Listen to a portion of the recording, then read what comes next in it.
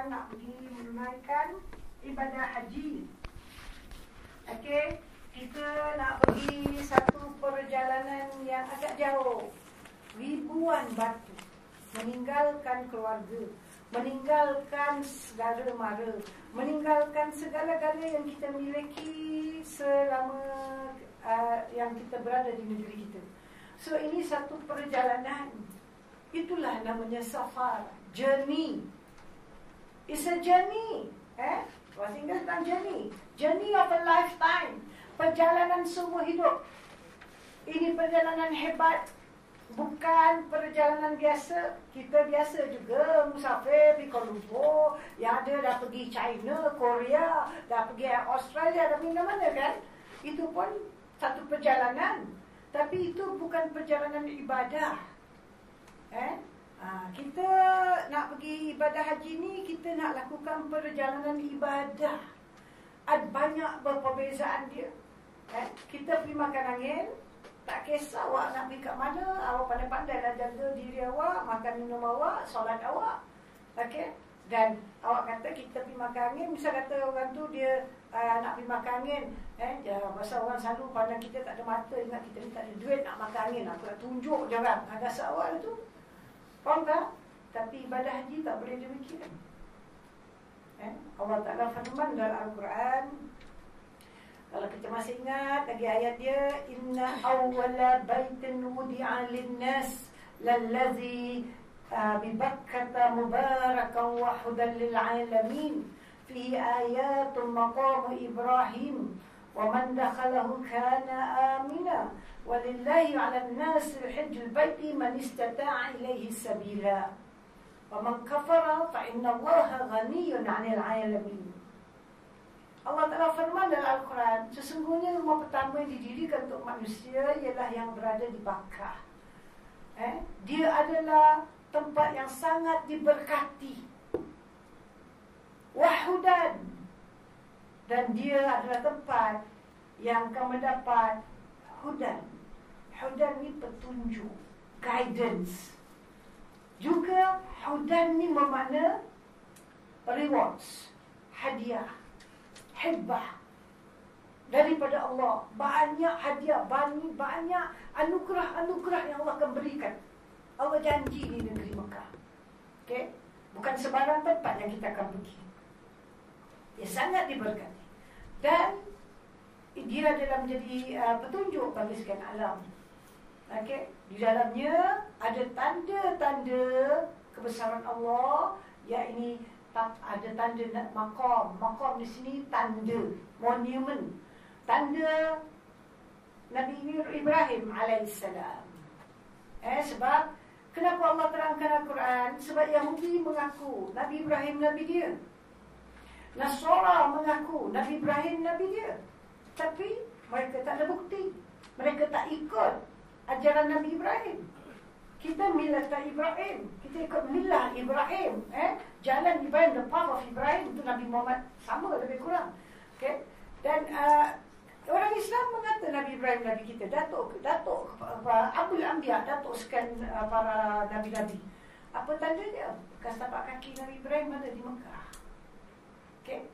Dan Allah janji, waman dakhalahu, barang siapa masuk ke dalamnya, mana dalam kawasan Masjidil Haram, kana amina, sesungguhnya dia akan merasa aman, tenteram, tenang, jiwa dia tak bergelora. Kecuali yang masuk tu orang fasik. Beza orang beriman masuk masjid, tenang jiwa dia, macam ikan dilepas di dalam air. Tapi orang fasik, dia kalau masuk dalam masjid, mana masjid pun dalam dunia, dia menggelisah, menggelepah. Tak tentu orang. Dia tak suka duduk lama-lama. Orang beriman dia boleh duduk 1 jam pun, tak ada buat apa, tak baca Quran, tak apa, duduk saja. Dia pada boleh jalan terus, dia niat i'tikaf, dia tenang. Di mana dia relax diri dia. Kadang ada orang nak relax diri, masuk yoga, masuk itu, macam-macam dia buat. Exercise yang not Islamic, tapi dia want to do it. Dia kata, kita tak baca tu semua, kita nak tenangkan begini. Tenangkan diri, just relax dalam masjid. Relax, tenang. Jangan ingat apa-apa. Ingat Allah saja. Tenang Allah. Itu kita punya yoga, exercise ada, orang tak perasan.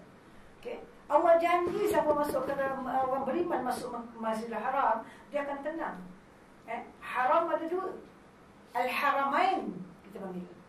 Al-Haramain, dua tanah haram. Dua tanah suci. Makkah wal Madinah. Awak akan tenang. Okay? Dan Allah terangkan di akhir, di bahagian bawah, walillahi. Ini dia ayat yang kita nak bincang. Walillahi, dan kerana Allah, wajib atas manusia, man istata'a ilaihi sabila, pergi menunaikan haji bagi siapa yang mampu.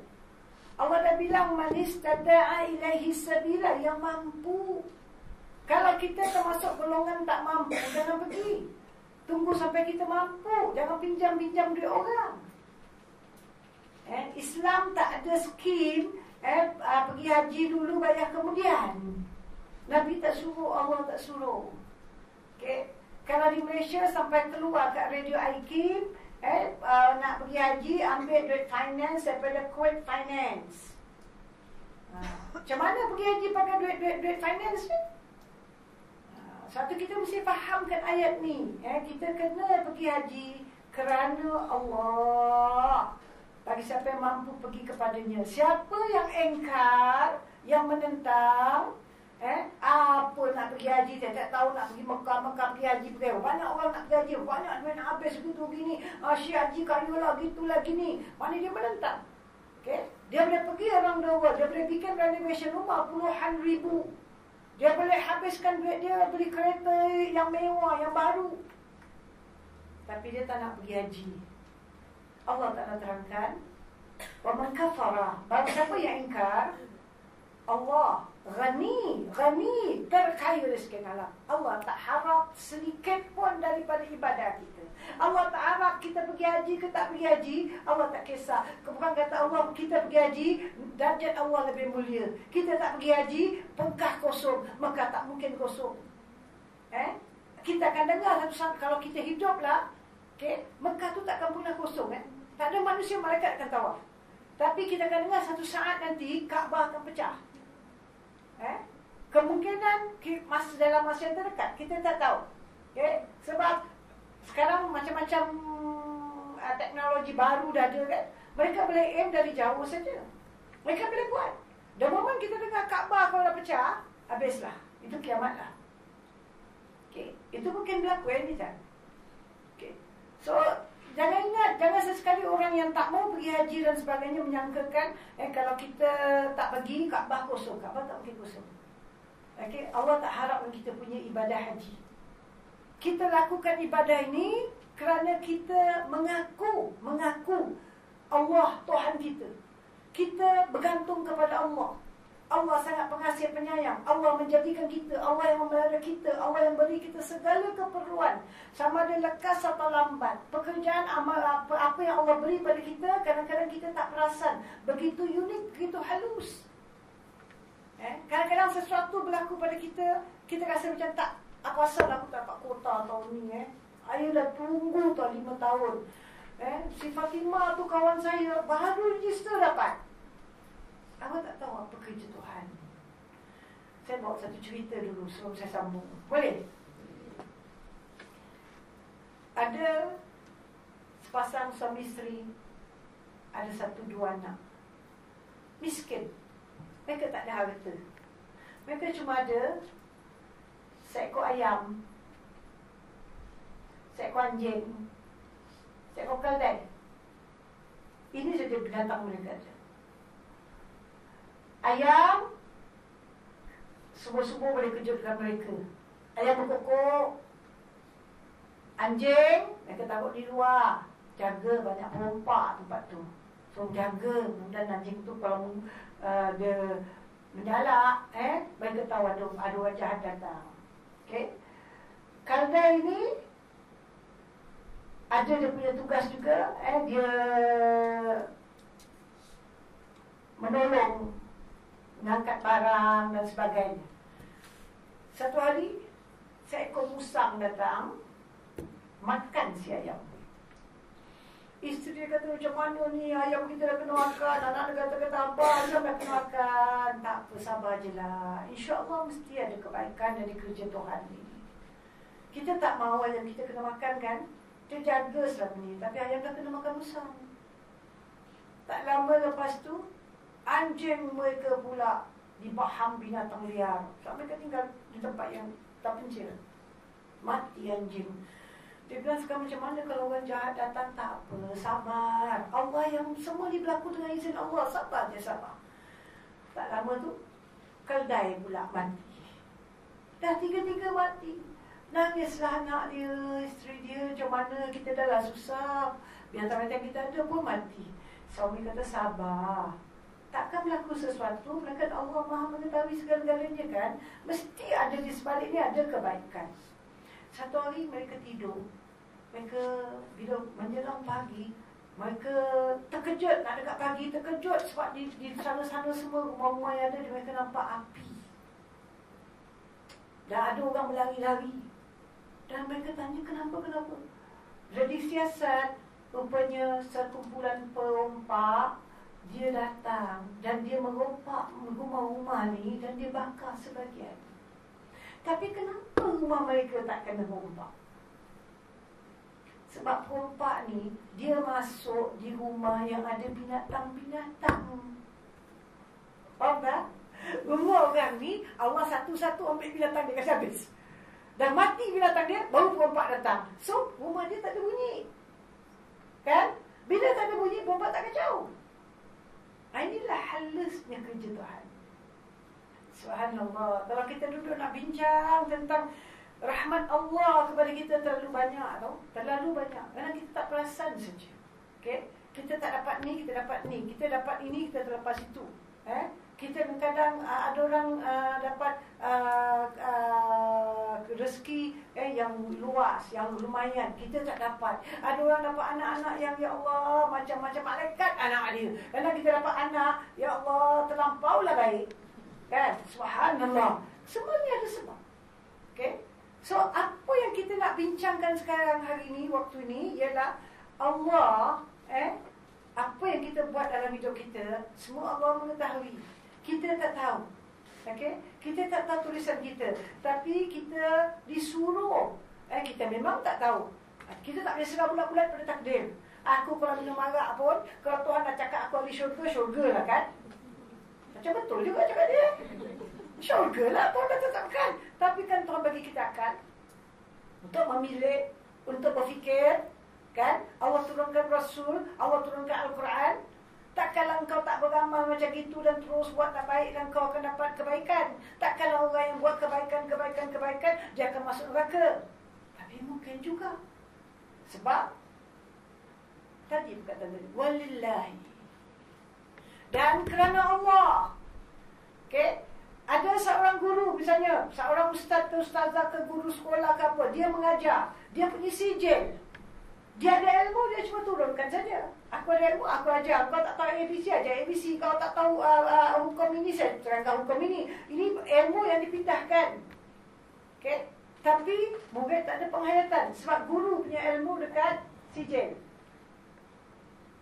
Tapi kalau guru tu punya ilmu fi sudur, di dalam hati, takut kepada Allah, insya-Allah dia turunkan pada murid. Murid itu pun jadi orang yang beradab, orang yang bertakwa.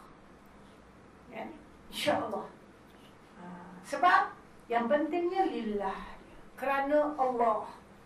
Untuk apa awak buat ini? Untuk apa sekarang kita tanya diri kita, aku pergi haji? Untuk apa? Sebab Allah menerangkan dalam ayat Quran yang lain, أعلموا أنما الحياة الدنيا لعب ولهو وزينة وتفاخر بينكم وتكاثر في الأموال والأولاد.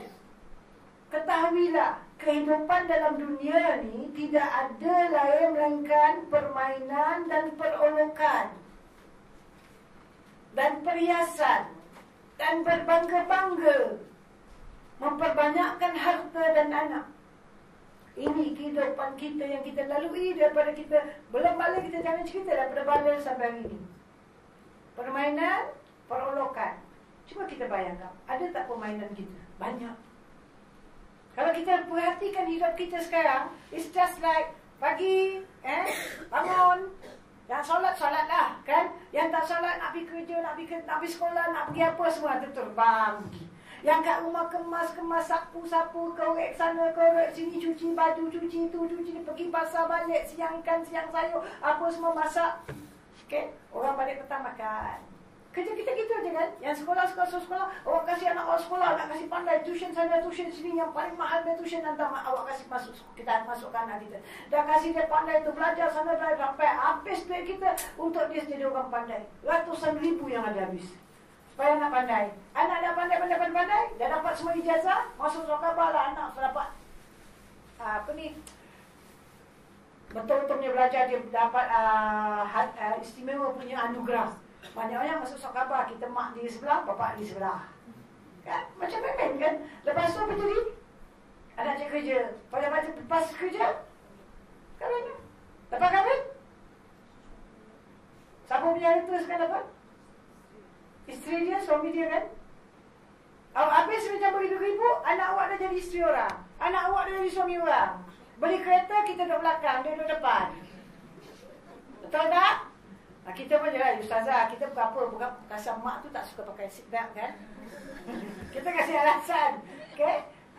Makan angin kadang-kadang, pergi sana pergi sini, bukan tak nak bawa mak sikit susah, dia siap terkencing-kencing kan? Jadi kita tak bawa dia lah, kesian dia. Sebenarnya, kesian kita kalau bawa mak dia kacau. So, kehidupan pun just satu permainan. Hari ni awak sihat walafiat. Dan suddenly sakit, suddenly. Kena cancel lah, kena itulah. Jadi kita ini satu permainan. Sekejap baik, sekejap sakit, sekejap ada, sekejap tak ada, sekejap gitu, sekejap gini. Perkara biasa. So kalau bagi kita orang beriman, dapat perkara sakit, dapat perkara apa, kesusahan, hilang kerja, hari tak ada kerja, besok ada kerja. Siapa yang bagi kita makan? Bos kita kasih kita makan? Lah, Allah yang bagi kita makan. Kita ada anak, kita pelara dari kecil sampai kasih sekolah, kasih apa. Lepas tu kita tengah, tiba-tiba anak kita belum habis sekolah, belum kahwin ke, atau belum beranak ke, kita sakit. Alah, duk fikir macam mana anak belum kahwin habis pelajaran ni macam mana belum habis, habis begitu macam mana, begini kita dah sakit, habis sakitnya pula membayar, makan duit banyak, gitu gini. Awak yang kita yang kasih makan anak kita selama ni ke Allah. That's why kita forget. Allah yang bagi kita hidup.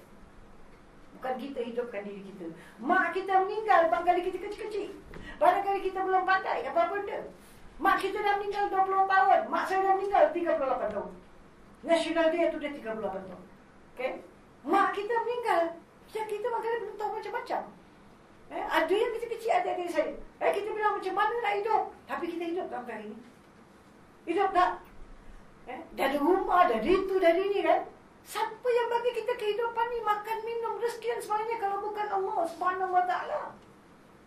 Bukan manusia. Mak bapak kita sebagai bapak kita usaha. Ibarat ikan dalam tangki, dia tak tempat lain, dia duduk dalam tangki, kan? Sekarang kita yang datang taburkan makanan ikan kat atas kan? Makanan dah ditabur, ikan cuma naik, sok ambil. Sok. Gitu aja. Rezekinya dah ada. So kita, bila kita tahu ini semua datang daripada Allah Subhanahu Wa Taala, maka kita kena buat apa pun perintah Allah Subhanahu Wa Taala hanya untuk Allah. Tidak ada niat yang lain. Satu Nabi SAW bersabda dalam satu hadis, innamal a'malu binniyat wa innamal likulli imri'in ma nawa. Sesungguhnya tiap-tiap amal itu dengan niat, dan seseorang itu mendapat apa yang dia niatkan. Kalau kita nak pergi haji, kita punya niat, aku nak pergi ni bukan nak cari nama, bukan nak cari harta, bukan nak minta orang hormat. Aku pergi kerana Engkau, ya Allah. Bukan doa di Singapura Tuhan tak dengar. Tuhan dengar tak? Dengar. Tapi kita berada di tempat yang baik, itu lebih baik kita punya doa. Suatu kita pergi, juga dia adalah perintah dari Allah. Allah perintah kita perjalanan semua hidup sekali cukup. Kalau boleh buat banyak kali, Alhamdulillah. Tapi kita barangkali tak mampu nak buat banyak kali. Awak ada duit pun sekarang belum tahu boleh pergi banyak kali kan. Saya tahun ni nak pergi haji, tahun depan pun nak pergi lagi. Tahun depan pun nak pergi lagi, boleh. Tahun ni pergi haji, lepas tu nak pergi lagi, register lah. Kan? Bila nak dapat? 15 tahun lagi. Bukan makna sekarang ada duit dia boleh pergi kan. Jadi apa yang kita punya perjalanan yang semua hidup ni kita nak jaga. Kita kena reflect balik daripada aku muda sampailah hari ni apa yang sudah aku sediakan. Sebab kalau sekarang umur kita misalnya lah umur baru 35, baru 30, Alhamdulillah lah muda-muda nak pergi haji. Tapi tengok-tengok gaya saya rasa ada lebih sikit lah Barangkali 38, barangkali 40. Ada tak lebih kurang? Yang muda tu sikit sangat. Okay? Semua dah above 40 barangkali atau bawah sikit lah. Mungkin ada dah 50. Okay? Berapa umur kita ni kita tolak balik sampai hari ni, berapa dah kita hidup, lama kita hidup dalam dunia. Umur kita 50 sekarang, okay? Kita tolak 15, dah 35 tahun. Kalau umur kita 35 tahun, tolak 15 lah tu maksimum masa balik, kita ada 20 tahun perkiraan dengan Allah Subhanahu Wa Taala. Kalau saya punya umur, saya tolak, saya ada 50 tahun perkiraan dengan Allah Subhanahu Wa Taala. Lagi panjang, kan? Setiap detik dan saat itu akan dipersoalkan. Apa yang kita makan, apa yang kita buat, apa yang kita pakai, apa yang kita sentuh akan disoal, yang kita akan diminta menjawab persoalan itu. Kat mana kita terasa habiskan umur kita selama ini. Okay? Dengan rahmat Allah, Allah gerakkan hati kita, bukan kita, Allah gerakkan hati kita untuk pergi haji. Kita dapat kota. Alhamdulillah, Alhamdulillah, Alhamdulillah atas nikmat ini. Kita sudah pergi haji. Tapi kita ingat, aku pergi ni kerana Engkau ya Allah, kerana Engkau yang panggil aku, kerana Engkau yang suruh aku. Sebab itu kita kena duduk, kenang semua perbuatan-perbuatan kita supaya kita mengetahui, menyadari tentang dosa-dosa yang telah kita lakukan. Saya akan nanti bawa beberapa ayat yang berkaitan dengan konsep kita memahamkan kita di Tanah Suci. Tapi tentang soal kita punya niat ni, lillahi ta'ala. Allah Ta'ala firman dalam Al-Quran dalam satu Kahfi. Buka ayat terakhir satu Kahfi. فَمَنْ كَانَ يَرْجُو لِقَاءَ رَبِّهِ فَلْيَعْمَلْ صَالِحًا وَلَا يُشْرِكْ بِعِبَادَةِ رَبِّهِ أَحَدًا. Barang siapa yang mau berjumpa dengan Tuhannya, mana jumpa dalam keadaan Allah redha pada kita dan Allah kita redha bertemu dengan Allah dalam keadaan tenang dan tenteram, dalam keadaan aman dan selamat,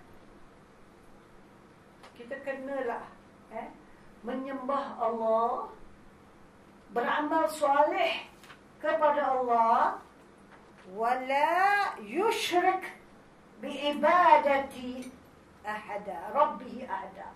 Jangan sekali-kali, kata Allah, kamu syirik kepada Allah dalam amal ibadat kamu. Jangan sekali-kali. Sebab Allah akan tolak amal ibadah tu. Okay? Kita pergi haji ni hanya untuk Allah, bukan untuk yang lain daripada Allah. Bukan nak cari nama. Kita nak menjadi hamba. Hamba ni ialah terlalu rendah. Kalau kita bilang ada pembantu pun dia tak rendah. Dia pembantu aja, dia ada rehat. Hamba tak ada rehat tau. Dia hamba kepada Allah. Kita nak pergi nak jadi hamba kepada Allah. Kita nak benar-benar submit ourselves, tundukkan diri kita, patuh kepada perintah Allah. Allah perintah pada kita, wahai orang yang beriman, ya ayyuhallazina amanu udkhulu, masuklah kamu ke dalam Islam keseluruhannya. Kita nak tunduk. Sebab itu niat kita kena jaga. Jangan ada masuk keduniaan dalam niat-niat kita. Tadi kita bilang Allah Ta'ala beritahu, ini perolokan, hidup dalam dunia perolokan, permainan. Lagi apa? Allah terangkan gunakan perhiasan-perhiasan dan berbangga-bangga. Ini dalam ibadah haji kita nak bincangkan, bukan dalam bahagian lain. Kita nak pergi haji pun, ada tak perhiasan? Berhias tak kita? Berhias. Sampai pakai cermin mata pun, nak beli tali emas, nak beli tali yang hebat. Kita mesti nak perhiasan. Pada kita cermin mata ni dah cukup bagus. Takut cermin mata terjatuh. Kalau pakai selendang macam saya ni tak, insya-Allah tak jatuh. Dia cukup main ketat kat dalam. Okey? Tapi nak jugalah nampak lawa sikit kan, ada tali. Dan pun kalau lepaskan, dia jatuh kat dada sikit, jadi tak tercampak-campak. Betul lah juga. Tapi kenapa lah awak nak pakai tu ya, pasal awak mesti pergi beli tali emas. Perhiasan kan? Itu kehidupan. Haram ke Ustazah? Tak haram. Tapi sebagai peringatan lah, kita tak perlu all that. Faham tak? Kita nak buat ibadah lillahi ta'ala. Bukan kerana nak berhias. Kadang-kadang kita nak pergi pun, nak baju yang kita nak pakai pun, kilat-kilat, lawa-lawa. Kita bukan untuk glamour. Wahai kita nak tunjuk dengan pakaian. Kita punya baju kan, baju saya, baju panjang tau. Ada A cutting, B cutting, C cutting, D cutting, macam cutting ada. Kan? Jadi bila kita jalan, orang tengok kita punya baju ni lain pada yang lain. That is glamour. That is kemegahan. Dengan baju nak pergi haji pun kita nak tunjuk orang. Dengan kasut pun nak tunjuk orang. Ini saya tak beli kasut sebarang. Pasal apa kita disuruh kan pakai kasut lepeh-lepeh, senang jalan. Ini kita beli Clarks. Ini bukan murah tau. Ini bukan tepi jalan punya. Ini 1,300 ni harga. So ini kehidupan kita. Even pergi haji ni, saya tak cakap pergi lain. Faham tak? Bag pun, kita mesti bag dah ada. Pakailah, tak ada pun belilah satu lebih kurang. Tak, kita mesti beli yang nampak macam sama. Kau tengok pun kau tahulah, aku punya asli tau. Macam jenama dia kan. Awak pakai bag jenama, saya pakai jet tak jenama. Tapi namanya bag kan. Tahu tak? Awak pakai, kita nak pergi ni sekarang nak pergi Mekah jam yang 6,000 Rolex tu nak pakai. Asal kalau pakai jam $60 tak sah ke ni? Dia nak pakai yang jenama, semua branded. Kita hidup jangan macam itu. Okay? Kita orang beriman. Kadang-kadang kita lihat di akhir zaman, kerana kita punya kehidupan berbangga-bangga. Saya kalau bulan Ramadan memang tak masak lah. Selalu macam hujung minggu kan, ajak mak. Saya kesiankan mak kan, tak payah mak masak mak, kita makan ke hotel. So kita buka dekat hotel. Satu kali buka berapa ratus? Satu orang berapa puluh? $5. $5 tak apa boleh juga. Tiap minggu boleh bawa kan. Ada 50? Lebih ada kan? Orang kat Somalia tak makan, orang Palestin tak makan. Alah itu aja cakap, tak ada cerita lain. Asal saya makan, diorang makan. So kita tak pernah ada itu perasaan. Kita berbangga-bangga dengan pakaian kita, rumah kita, apa-apa yang kita miliki. Even kita nak pergi haji, kita cakap, awak ambil share mana? Saya ambil share ni. Dia punya tu maknanya ini low class punya share lah. Kita ambil high class punya share. The most expensive, berapa belas ribu saya bayar. Ini eksklusif, ini begitu. Begitu, begini. Kerana kita nak bangga kan. Awak fikir awak pergi high class punya share, orang ni pergi biasa punya share, haji awak mabrur. Haji dia mabrur. Belum tahu. Tadi saya dah bilang, yang mulia sisi Allah ialah orang yang takwa kan. Bukan orang yang banyak duit, bukan orang yang berbangga-bangga. So ini kehidupan kita. So kalau kita pergi haji, kita campur niat-niat kita kerana keduniaan. Nanti sekarang tak pergi ni memanglah tawaduk habis, pakai pun bagus lah lebih kurang. Tapi bila balik macam nak show off jugalah. Nak show off juga. Yang perempuan dalam beli baju-baju Arab, yang bertekat-tekat. Bila balik semua turun terbang. Kalau model Arab, orang baju-baju Arab yang laki-laki pun dengan hegel dia, dengan cukup-cukup lengkap.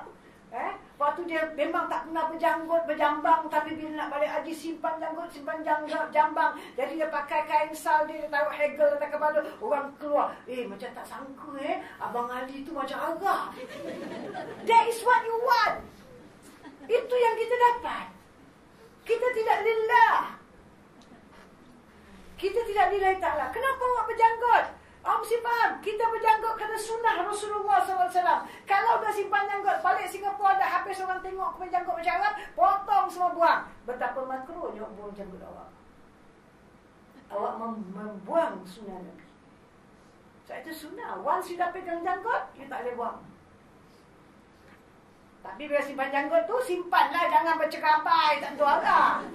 Trim it, cantikkan. Kalau kita betul-betul ikut sunnah Nabi, orang berjanggut, dia tak ada misai It's just janggut. Okay? Trim, muka dia cantik, bersih, semua boleh nampak. Muka dia boleh nampak terang. Kalau dah pakai janggut sampai muka mula tak nampak, itu tak ikut sunnah Nabi lah. Itu sunnah dia lah. Okay? So kita kena jaga kita punya niat.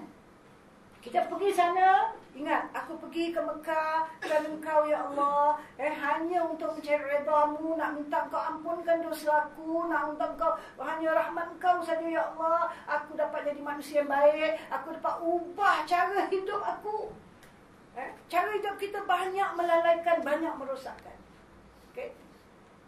Misalnya, kalau kita duduk, kita nak buat refleksi sikit, kita nak renung sikit hidup kita. Mungkin kita tak terlibat dalam perkara ni. Kalau ada terlibat, ubahlah. Tak payah cerita orang.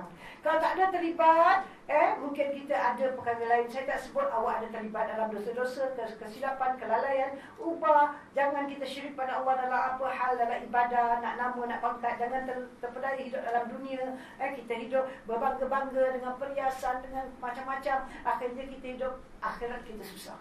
Okay? Jadi kita nak duduk supaya kita dapat besok insya-Allah di Padang Arafah, kita dapat duduk renungkan diri kita, tingkatan-tingkatan dosa, sebahagiannya secara ringkas saja saya akan terangkan. Ada tak aku terlibat di dalamnya? Kalau kita terlibat, tak patutkah kita betul-betul menangis? Sepatutnya kan menangis, tunduk kepada Allah. Kenapa? Sebab Allah, Nabi dah janjikan, barang siapa pergi haji, hajinya Allah terima. Satu hadis daripada Abi Hurairah radhiyallahu anhu, anna Rasulullah sallallahu alaihi wasallam qala, man raja'a min al-hajj, barang siapa kembali daripada ibadah haji, falam yarfus wa lam yafsuk, raja'a ka yaumi waladatsu ummuhu.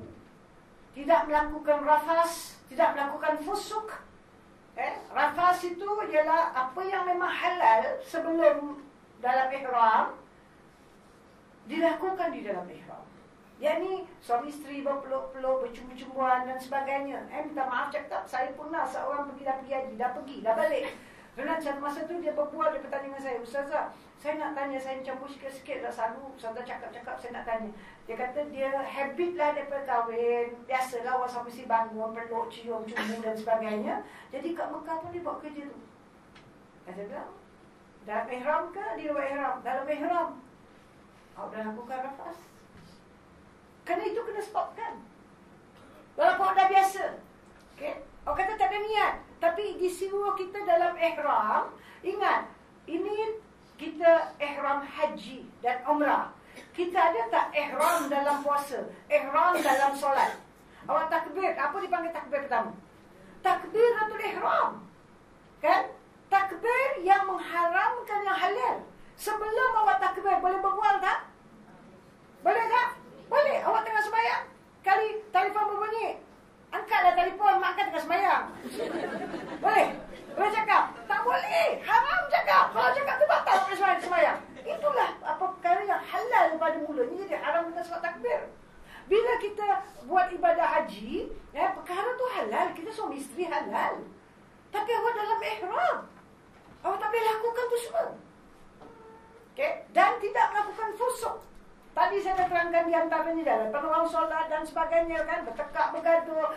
Pasal perkara sikit jadi masalah dan sebagainya. Siapa boleh, dia pergi haji dan dia tidak melakukan ni semua. Apa kata Nabi?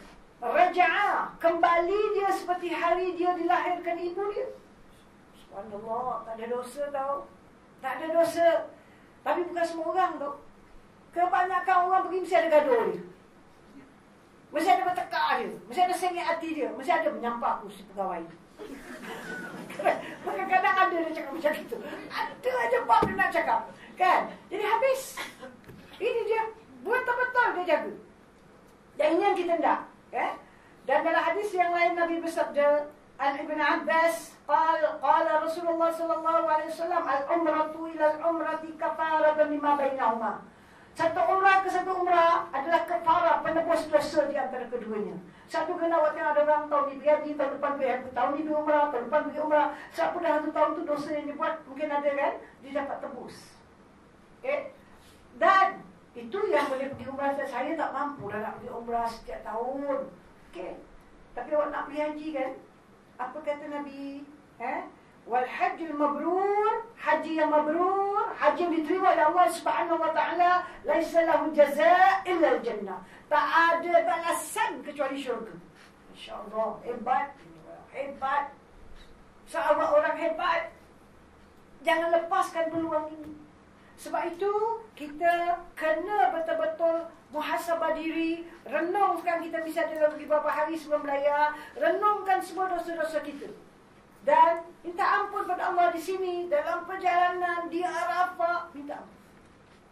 Misalnya, ada dosa yang dipanggil dosa dalam bahagian Malikiyah, dalam bahagian ketuhanan. Seperti apa? Misalnya, perbuatan syirik kepada Allah Subhanahu wa taala. Kita pergi haji ni, saya semua hidup saya tak pernah buat syirik, orang kata. Tak pernah. Okey? Tadi ayat saya baca Surah Kahfi. Faman kana yarju liqa'a rabbih falyamal shalihan. Barang siapa yang hendak berjumpa dengan Allah Tuhannya dalam keadaan selamat, hendaklah dia beramal soleh. Wala yusyrik. Jangan mereka lakukan syirik kepada Allah dalam ibadahnya, wala siksa tu sekali. Okey? So, sekarang dia bilang syirik dalam bahagian ketuhanan. Pergi haji, balik haji, terus dia pergi kerja, bash dia Haji Ali. Bash awak Hajah Fatimah. Setengah orang yang dia tak faham, dia marah kalau kita sentuh perkara ni kan. Padahal itu boleh bawa pada syirik tau. Awak tak beramal kerana Allah. Awak beramal kerana pangkat hajah dan haji. Okey? Saya tak adalah bikin bash-bash. Lepas tu kita balik, lepas 6 bulan anak pula orang masuk Minang. Lepas tu dah anak nak kahwin, bikin kad. Haji Ali bin Muhammad dan isteri Hajah Fatimah binti Ibrahim. Nampak tak? Awak bagi tahu semua orang. Orang yang sudah menunaikan haji, Ali bin Muhammad. Perempuan yang sudah menunaikan haji, Fatimah binti Ibrahim. That is syirik yang orang tak nampak. Bukan untuk itu kita pergi. Walillah, kerana Allah. Okay? So, jangan lakukan syirik dalam soal ibadat ni. Begitu juga kita bersedekah. Bersedekah orang. Tapi kita riak. Bagi tahu satu kampung. Kita selalu baca ayat ni. Fawailul lil musallin allazina hum an salatihim sahun wallazina hum yura'un wa yamna'una ma'un. Allah kata neraka wil Allah sediakan bagi orang yang solat, yang lalai dalam solat. Itu satu dosa, lalai dalam solat. Mana dia solat, dia tak pernah ingat Allah. Tak pernah ingat Allah. Sebab dia tak kenal Tuhan. Dia hanya buat ritual dia saja. Dia hanya buat solat, bangun duduk, bangun tonggek, bangun itu saja. Tapi ibadat tu tidak ada dalam hati dia. Okay. Sama juga bukan solat. Awak pergi haji pun, banyak orang pergi umrah. Setiap tahun pergi umrah. Tapi sekadar tawaf, sa'i, lontar, pergi sendek. Tapi ibadah tu tak berkesan dalam jiwa dia. Banyak kita puasa, Allah kata bekerja akan menjadi orang takwa, akan menjadi orang bersyukur. Tapi tak bertakwa, tak bersyukur. Okay. So semua ibadah ada perkara-perkara yang boleh merosakkan kita. Yang kita tak jaga. Begitu juga salat yang nombor 2 Allah Ta'ala kata, yang akan masuk neraka orang yang yura'un. Siapa tu yura'un? Orang yang riak. Buat amal, awak nakkan orang tahu. Orang tak tahu, tak boleh tidur malam. Okay? Aku pun ada sedekah, orang tak tahu, jangan ingat aku ni tak ada sedekah. Biarlah orang tak tahu, lagi bagus. Ini mesti orang tahu kita bersedekah, mesti tahu kita, orang tahu kita ada tolong orang ni, kita ada buat itu, kita ada buat ini, kita ada buat macam-macam. Ini riak. Ini riak lah yang tidak dikehendaki dalam amalan-amalan kita. Sebab tu Allah kata wala yusyrik bi ibadati rabbih ahada. Jangan kamu syirik kepada Allah dalam ibadat kamu walau satu sekali. Jangan riak. Ayat tadi kata wayam na'un dan ma'un. Kamu menahan sesuatu, orang minta tolong dengan kita, kita tak mau tolong. Kita tak mau tolong. Padahal kalau kita tolong, kita tak rugi apa pun. Kata orang tu, pinjam pen satu boleh tak? Awak ada pen? Pinjam sekejap, saya nak tulis ni. Tak boleh. Ini ma'un masuk. Ini orang ma'un. Pen tu tak keluar kalau kasih pinjam dia pakai sekejap tulis kan? Apa awak tak boleh? Barang awak pelukit habis. Kan? Pen tak boleh, rubber tak boleh, itu tak boleh, ini tak boleh. Okey. Jadi kita kena jaga. Okey. Jadi kita tak mau kita punya ibadah ada melakukan dalam ibadah kita ada campur syirik. Lain, itulah kita dalam ibadah. Tapi syirik dalam bahagian lain, kita kena renung. Pertama, aku dalam puasa, ada syirik tak? Aku puasa kerana makan, aku puasa kerana mak, aku puasa kerana dia tu, aku puasa kerana dia ni. Misalnya ada orang puasa 3 bulan straight, Rajab, Syakban, Ramadan. Pasal apa? Pasal ini anak saya sakit kan, jadi saya tak tahu nak akan puasa 3 bulan. Siapa ajar kita? Siapa ajar kita buat yang malam macam gini? Ada tak pernah Nabi Muhammad puasa Rajab, Syakban, Ramadan 3 bulan straight? Tak ada. Kita lebih hebat dari Nabi Muhammad SAW. Dan kita puasa pula pasal anak ni cacat ke, anak ni sakit ke apa, kita puasa pasal dia. Pasal ingat orang puasa, budak ni boleh baik. Doa lah, obat lah, bukan buat puasa. Ini juga satu amalan syirik kita tak perasan. Sebab mungkin ada tersilap lah kan. Tersilap dia kita kena, dulu aku ada buat. Kita puasa kerana manusia, kita puasa kerana nak kuruskan badan, kita puasa kerana nak turunkan kencing manis darah tinggi. Ini semua syirik tau. Puasa kerana Allah. Allah perintah kita buat, bukan kerana tujuan-tujuan dunia. Kita solat kerana Allah. Ini ibadat-ibadat kita kepada Allah Subhanahu Wa Taala. Bagaimana kita manusia dengan hal kehidupan dia. Juga kadang-kadang kita tak perasan ada lagu syirik. Kenapa awak pasang ayat ni? Kat rumah awak, ini ayat ni kau taruh jin tak masuk. Hari-hari awak masuk rumah tak baca bismillah, dia masuk sana. Pasanglah 1000 ayat. Faham tak? Okay, awak baca, suami tak baca. Suami baca, isteri tak baca. Suami isteri baca, anak tak baca. Anak baca, orang datang tak baca. Betul tak? Mesti masuk punya. Takkan nak orang datang rumah kita, Assalamualaikum salam, baca bismillah dulu Dia bukan pelajar. Apa pasal? Nanti syaitan masuk dengan awak. Kecil tak TV? Tak. Jadi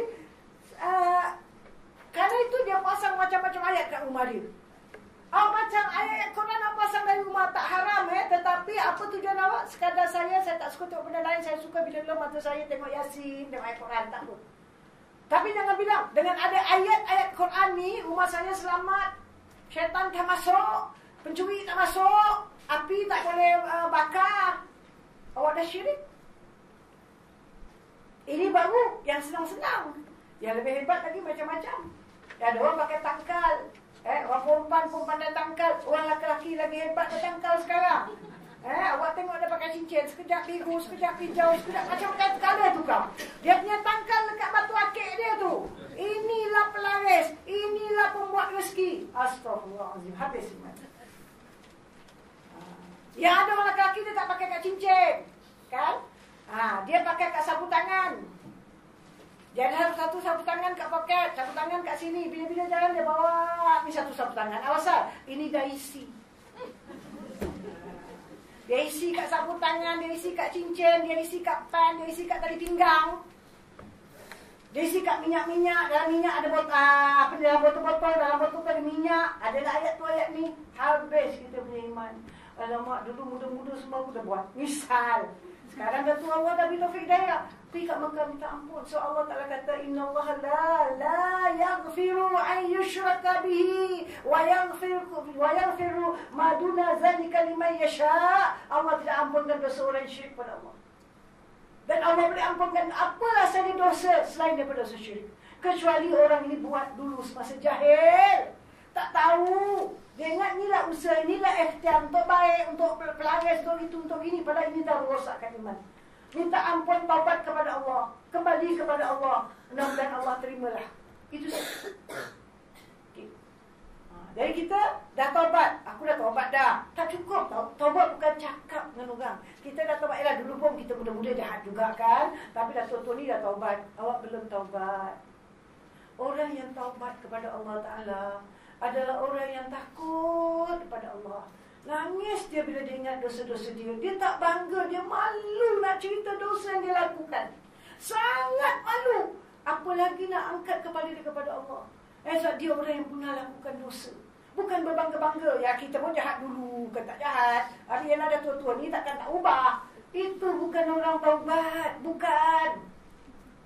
Itu cakapan orang-orang yang takabur, tahu? Yang rasa bangga dengan dosa aku sekarang jadi baik. Tapi at least lah kan, zaman muda aku tak sia-sia juga. Semua pun aku rasa juga. Jahat pun rasa, baik pun rasa. Ada orang dia bangga. Dia tak tahu. Dia ingat apa syurga. Ada orang dia rasa kalau kat Singapura ni, alah ini semua tak kisahlah. Saman bayar je lah. Dan itu bayar dia macam salah satu dunia ni kat dalam tangan dia. So dia ingat kat akhirat pun dia boleh, alah malaikat aku cakap dia lepas. No problem. Suap-suap sikit. Malaikat tak makan rasuah. Okay. So kita kena duduk. Adalah dulu aku lakukan syirik juga. Astaghfirullahalazim ya Allah. Aku lakukan tu semua ya Allah kerana aku jahil ya Allah. Aku benar-benar tak tahu. Aku ingat perbuatan aku tak salah, tak dosa. Ampunkanlah aku ya Allah. La ilaha illa anta. Satu banyak-banyak baca Sayyidul Istighfar. Banyak-banyak baca. Pagi, petang, pagi, petang, pagi, petang, pagi, petang. Senantiasa baca. Okay. Allahumma anta rabbi la ilaha illa anta khalaqtani wa ana abduka wa ana ala ahdika wa wa'dika mastata'tu. A'udzu bika min syarri ma sana'tu wa abu'u laka bi ni'matika wa abu'u laka bi dhanbi fa innahu la yaghfiru dhunuba illa anta. Banyak-banyak baca. So, kita minta ampun. Kita adalah hamba Allah. Kita telah melakukan banyak syirik. Engkau lah Tuhan aku, ya Allah. Engkau lah Tuhan aku. Tak ada Tuhan melainkan Engkau. Bila kita katakan asyhadu an la ilaha illallah, hati kita ikhlas bersih. Aku menyaksikan, aku mengaku, aku mengiktiraf tak ada yang layak disembah di alam ini melainkan hanya Allah. Hanya Allah. Selama ni aku bangga disembah. Ayat-ayat tu, percaya pada ayat tu, percaya pada tanggal ni, percaya pada itu, percaya ini, habis. So ini dikatakan, yang pertama, dosa Malikiyah yang berkaitan dengan ketuhanan, yakni banyak melakukan perbuatan syirik. Kedua, dosa Syaitaniyah, yang banyak mengikut jejak langkah syaitan. Apa jejak langkah syaitan yang kita banyak manusia ikut? Hasad, iri hati, takabur, benci, marah. Ini semua jejak langkah syaitan. Syaitan, iblis tu yang pertama tu, dia sujud pada Allah 2000 tahun. Tapi kenapa dia dimurkai oleh Allah Subhanahu wa ta'ala? Sebab dia ada iri hati. Dia iri hati dengan jasad yang belum ada nyawa. Kemudian datang hasad dia. Kenapa orang mesti utamakan ini apa? Lembaga ni. Dia apa dia? Dia belum ibadat pun. Okey. Datang hasad. Kemudian datang takabur. Dia mulai takabur. Macam mana takabur? Dia rasa diri dia lebih ibadat, lebih taat, lebih baik daripada lembaga ni yang sekarang Allah telah tiupkan roh. Okay? Yang di Nabi Adam AS. Allah tanya pada dia, kenapa engkau tidak sujud pada Adam? Padahal aku suruh. Allah yang perintah. Jawab dia, ana khairu minhu. Dia jawab dengan Allah, dengan cara-cara takabur. Ana semua tahu kan? Khairun, lebih baik minhu, daripada dia. Dia istakabur. Sebab itu hadis Nabi SAW, Nabi bersabda, barang siapa dalam hati dia walau setitik pun seperti beberatnya seperti debu, kalau ada takabur, takkan masuk syurga walaupun ibadat berapa banyak. Sebab tu kita nak pergi Mekah ni, rendahkanlah diri, banyak-banyak tawaduk pada Allah. Rendahkan diri pada manusia, pada mak bapak kita, pada mak mertua bapak mertua kita, pada keluarga kita. Mereka tak pedulikan kita. Awak ada adik-beradik ke saudara mara yang tak kisahkan awak. Tapi ni abang kan, ni kakak kan, takkan awak nak pergi Mekah, awak tak telefon dia. Tapi Ustazah, dia lebih pada Fir'aun. Abang saya tu, harta bapak saya tinggalkan banyak, habis dia sebabnya seorang. Kita semua merana, dia makan duit harta benda kita tak halalkan. Alahnya, walaupun dia dah makan harta benda bapak awak tinggalkan awak, dia habis telan semua, awak tak dapat harusin, tapi hidup tak kita sampai hari ni? Hidup. Mungkin kalau baca cerita orang-orang yang warak, kadang-kadang bapak mereka tinggalkan harta bertimbun-timbun tau, dia tak nak 1 sen, sebab dia tak tahu daripada mana bapak dia berniaga. Macam mana bapak dia berniaga. Ada orang awak dengar, oh dia berniaga tu, berniaga dia, tapi semua illegal. Islam tak iktiraf any trades, illegal trades. Cara perniagaan cara haram, Islam tak iktiraf. Islam jalan bersih. Okay. Mungkin abang awak makan sebab duit tu semua duit tak bersih. So abang awak memang tak bersih, biarlah dia orang tak bersih, makan tak bersih. Awak ni orang bersih, orang baik. Allah tak nak kasih awak, tapi Allah beri awak rezeki lain. Awak kerjalah gaji kecil-kecil pun hidup juga kan. Abang makan ikan besar-besar, makan ikan bilis hidup juga. Betul tak? Sampai nak hidup, ingat macam itu. Allah selamatkan aku. Sudahlah, duitnya pasal hari ni ada, besok tak ada. Takkan aku nak pergi Mekah, telefon aja, bang.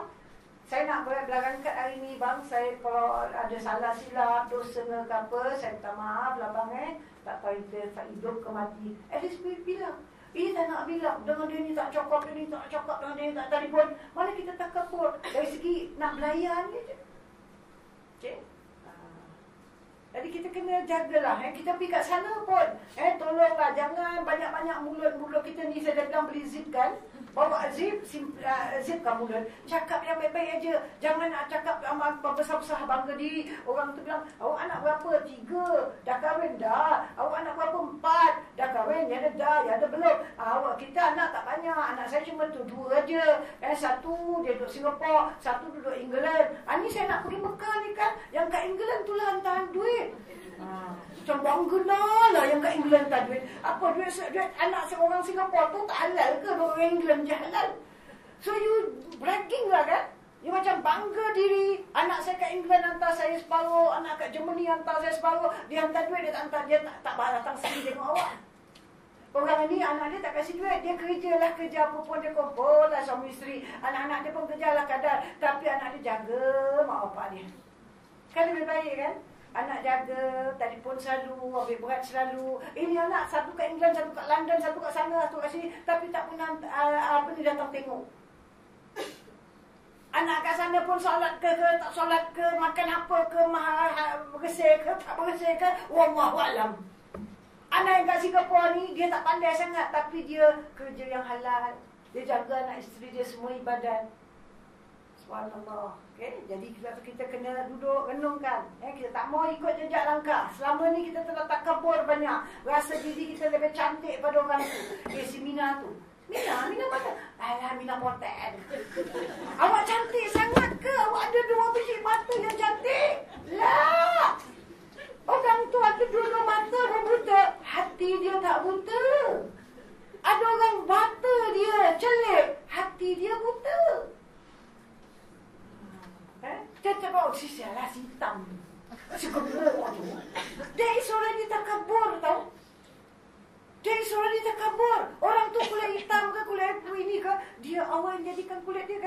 Sebab tu saya tadi sengaja memuji awak semua. Maklum Negro. Ingat tak? Yes, kitanya maklum. Mak saudara kita jugalah kan. Kalau dia patut macam pangkat makcik-makcik kita kan. Wah, cuma dia kulit hitam. Dia ke yang pilih aku nak kulit hitam macam ni? Itu semua saudara kita tau. Jangan rasa kita hebat sebab kulit kita cantik. Kulit dia gelap. Jangan rasa hebat sebab hidung kita tercatuk. Hidung dia apa? Pesek. Apa ada pada hidung? Apa ada pada mata? Mata dia tu, mata aku cantik. Kau tengok aku punya mata. Light brown ke, blue ke, light green ke. Dia tu punya mata kau tengok juling, pes gitu, gini. Siapa yang jadikan dia juling? Awak hina, kita hina Allah. Kita tak perasan. Jadi ini yang kita reflect. Banyaknya orang aku dah hina. Dia tu gemuk lah, dia tu kurus lah, dia ni gini lah, dia ni gini lah, dia ni gini lah, dia ni. Aku hina banyak orang. Ini yang kita nak nangiskan tu. Satu kalau kita renung, kita rasa takut nak balik kepada Allah. Bukan kerana kita takut akan tak harapkan rahmat Allah, tapi kita takut akan azab Allah. Bagaimana aku habiskan umur aku 50 tahun, 30 tahun, 20 tahun hina orang tu, maki orang ni, carut orang itu, cari kesalahan orang ni. Semua orang tak kena, semua orang tak betul, semua orang tak bagus. Kita saja perfect, kita saja bagus. Kita tak ada tawaduk, kita tak takabur. Ini yang kita nak minta ampun pada Allah. Ini yang kita nak nangis. Sebab sifat-sifat syaitan ni kita sudah amalkan semua hidup kita. Sebab tu kita pergilah kerana Allah. Hanya untuk Allah saja boleh tolong kita. Hanya Allah saja boleh tolong kita semasa kita berada di Mekah, Madinah. Hanya Allah boleh tolong kita sepanjang hayat kita sampai akhir hayat. Dan semasa kita sakaratul maut. Kita kena nangis selalu pada Allah. Tapi bukan nak tunjuk orang. Kerana Engkau ya Allah. Gitu juga sifat-sifat syaitan, banyak menipu, banyak melakukan maksiat, banyak melanggar perintah Allah. Ini sifat syaitan. Tanyalah diri kita, berapa banyak perintah Allah kita langgar. Hari ini Alhamdulillah kita semua, Alhamdulillah Allah beri kita taufik hidayah rahmat. Kita tutup aurat dengan baik. Cuba diingat-ingat masa-masa muda dulu. Banyak kita dah aurat kan. Allah yang telah selamatkan kita kan. So jangan pandang rendah pada orang yang barangkali tak tutup aurat betul-betul. Kita doakan dia, ya Allah, macam Engkau beri aku hidayah, berilah orang aku hidayah agar dia tutup aurat dia betul-betul. Jangan pandang dia hina. Kita ingatkan dia. Kita jangan benci orang dia. Kita benci maksiat di sini. Kemudian kita ada lagi satu dosa dipanggil dosa sab'iyah. Sab'iyah ini ialah orang ini suka melakukan kezaliman kepada manusia lain. Ini dosa yang dilakukan, kezaliman pada manusia lain. Kita menindas kaum yang lemah. Okay. Kita menggalakkan atau suka pada permusuhan. Suka bermusuh. Alangan dia, aku tak baik pun tak ada rugi lah. Ada jadi masalah. No problem. Macam juga aku tak baik pun tak apa. Orang ni dia menyampah, orang ni dia meluat, orang ni dia bermusuh. Ini dosa. Dosa yang kita mesti fikirkan. Kenapa kita asyik musuh dengan orang? Kerana kita rasa kita ni terlalu hebat, terlalu bagus. Orang tak boleh menandingi kita. Ada orang suka lakukan penindasan kezaliman pada manusia. Walaupun manusia itu barangkali mak dia sendiri, barangkali anak dia sendiri. Kita suka makan harta orang yang ada. Ini semua yang kita mesti fikirkan. Laku kezaliman. Ada tak manusia lakukan kezaliman? Kita tak mau cerita yang kita tak tahu, yang kita baca di surat khabar. Yang kafir buat yang pada pembantu rumah. Yang Islam pun buat kat pembantu rumah. Ada tak? Ada. Satu kezaliman dah tu. Okay.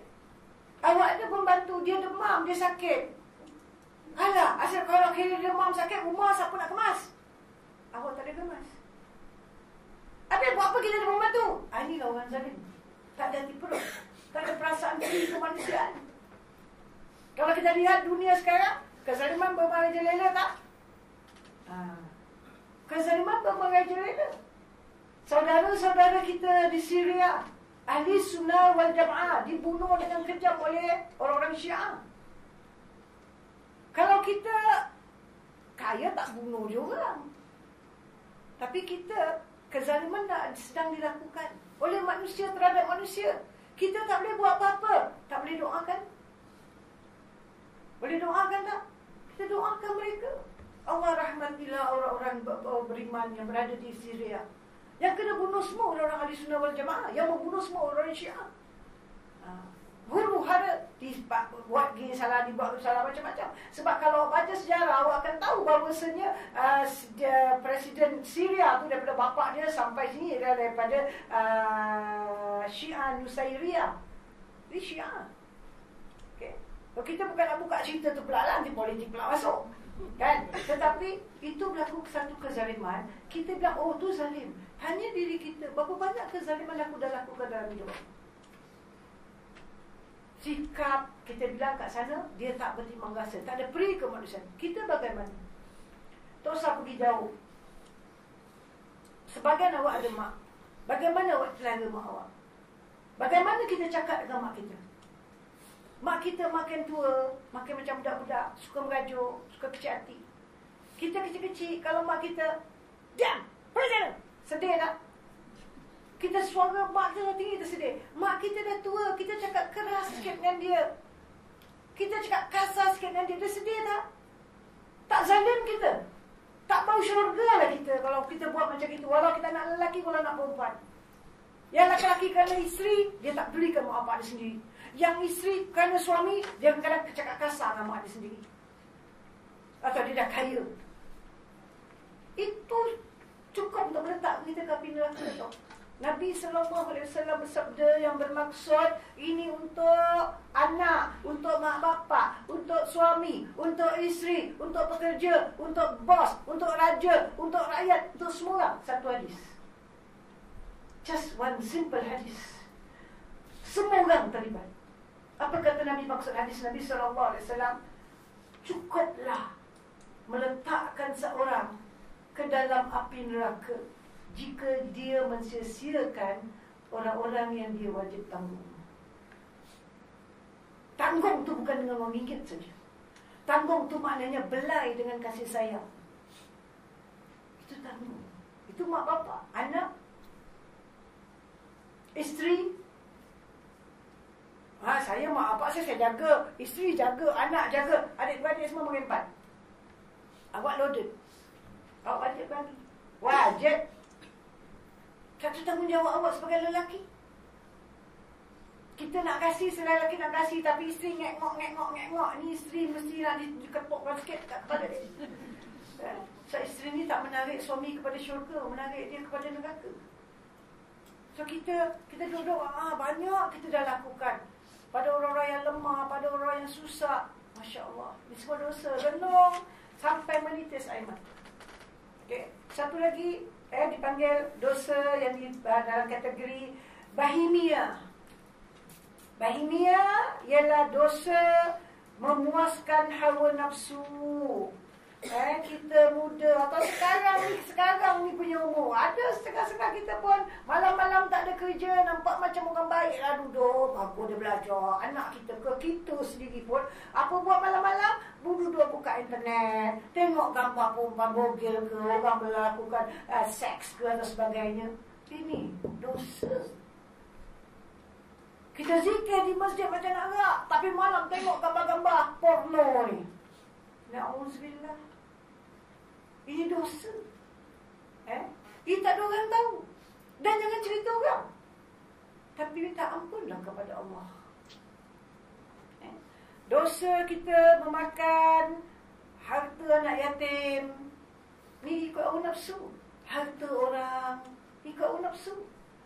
Makin akhir zaman Allah dah terangkan melalui lidah Rasulullah SAW ilmu yang paling detail dalam Al-Quran ialah ilmu faraid, dan ilmu itulah pertama Tuhan angkat balik. So kita hidup, macam mana Tuhan angkat balik ilmu tu? Sekarang kita tengok, zaman dulu tak ada cerita harta sepencarian, tak ada cerita hibah rukbah, hibah umrah, nuzuria, semua tak ada. Tapi di akhir zaman ada tak? Ada. Lawyer bikin duit. One piece of paper, 1,500, 2,500, 6,000 pun ada. One piece of paper. Tapi yang bikin ni, dia terlupa. Ini paper, lagi setahun 2 tahun tak valid The moment fatwa baru keluar, ni paper bikin kat siapa pun tak valid. Walaupun ustaz-ustaz yang bikin sekarang. Tak valid. Kalau fatwa baru keluar, ini paper tak ada berguna. So kita lihat, bila ada ini apa ni macam-macam baru, semua orang kata, rumah aku dah, suami mati kita punya. Jadi kita terlupa, ini faraid. Awak boleh makan harta orang, tapi awak jawab ke akhirat. Jawab. Okay? Allah dah terangkan perakusnya manusia tu memang tetap ada. So that's why Allah detailkan faraid dalam Al-Quran. Dan orang mulai benci faraid, mulai tak suka faraid, merasakan tak adil faraid. Pada faraid lah paling adil. Paling adil. Okay? Cuma kita tak pernah meneliti, kita tak ada meneliti apa yang tersirat dalam hukum-hukum Allah. Okay. Jadi dengan sebab itu, kita makan harta anak yatim. Tak makan. Ya ke? Kita tidak, kita orang baik. Alhamdulillah sampai akhir hayat kita baik, insyaAllah. Tapi setengah kita, saya bagi contoh. Suami meninggal. Okay. Ada tinggalkan anak 2 ke 3. Anak belum balik, anak yatim lah. Kalau anak dah balik, jangan panggil anak yatim. Okay. Kalau anak yatim, kita semua bilang, saya ni pun anak yatim, mak tak ada, bapak tak ada. Lahai dah tua ke belok. Anak yatim mesti belum balik. Belum balik. Bapak dia meninggal. Okay. So mak ni menangis tenaga lah kan. Anak dah 2, 3, suami meninggal, gini-gini. Tapi lepas tahun mak kahwin lagi. Berlaku tak? Berlaku. Atau suami, isteri kena kanser ke, kena sakit apa, meninggal. Tinggalkan anak 3 orang ke 4 orang. Suami pun menangis macam mana bela anak ni. So lepas tahun 2 tahun pun tak boleh tahan, kahwin juga. Tak kira lah suami meninggal ke isteri meninggal. Okay. Ini harta, anak-anak ni punya ada bagian tak bapak dia punya? Kalau mak dia meninggal, mak dia punya bagian ada tak? Ada. Sekarang si bapak kahwin lagi 1. Atau si mak kahwin lagi 1. Lepas itu, tak berapa nasib lah budak-budak ni. Tadi bapak dia lagi hidup, bapak pula meninggal. Rumah dan nama bapak dan nama mak tiri. Atau nama mak dan nama bapak tiri. Sekarang mak dia atau bapak dia meninggal. Siapa dapat rumah? Bapak tiri ni kan? Atau mak tiri ni kan? Ini harta anak yatim kan? Harta anak yatim tau. Indirectly harta anak yatim dimakan. Kenapa? Because now kita ada law gini, law gitu, law gini, fatwa gitu, fatwa gini. Jadi semua orang ambil kesempatan. Kerana kita hidup dalam dunia, inilah dunia yang kita kejar. Faham tak? Harta, memperbanyakkan harta. Kita don't care from dari sos mana kita dapat halal haram, bersih tak bersih. Janji duit. Kerajaan baru kasih 500, dah habis ke belum? Kat mana kita belanja? Halal ke tak halal duit ni? Kita kena fikir. Okay? Jangan janji duit aja. Okay? So ini semua kita kena fikir. So makan harta anak yatim, makan harta orang lain. Awak suami isteri meninggal, suami atau meninggal isteri, tak kisah siapa yang meninggal. Yang meninggal tu suami dia ke isteri dia katalah tak ada anak. Bila Court Hausenbergnya law, suami meninggal, isteri punya rumah kan? Suami isteri meninggal, suami punya rumah kan? Itu Hausenbergnya law, not Islamic law. Al-Quran kata tidak. Harta tu faraid. Okay? Perempuan ni atau lelaki ni, mak bapak dia hidup. Tapi buat bodoh sudah. Kan? Telan semua. Yang ditelan tu nanti akan jadi asap lagi. Bukan kata orang. Jangan ambil ringan perkara ni. Dunia semua boleh lepas. Akhirat banyak persoalan. Okay? Orang yang termasuk dalam dosa ini, yang kita kena duduk, ada tak kita buat dosa-dosa ni, kalau ada minta ampun, tak taubat pada Allah, orang punya hak pergi balikkan. Kemudian dalam kehidupan kita ni, kita selalu lokek. Kalau beli video-video ni Hindustan ke, Melayu ke, orang putih ke, joget ke, nyanyi ke, tak lokek-lokek. Beli magazine apa-apa yang merosakkan, tak lokek. Beli pakaian yang mahal, tak lokek. Tapi kalau nak buat amal jariah, kita berfikir 2, 3, 4 kali. Kan? Baru tadi kita dengar Haji Saad merayu ke masjid nak pakai duit. Ni sekarang saya nak merayu dengan awak. Dengan 2 tangan.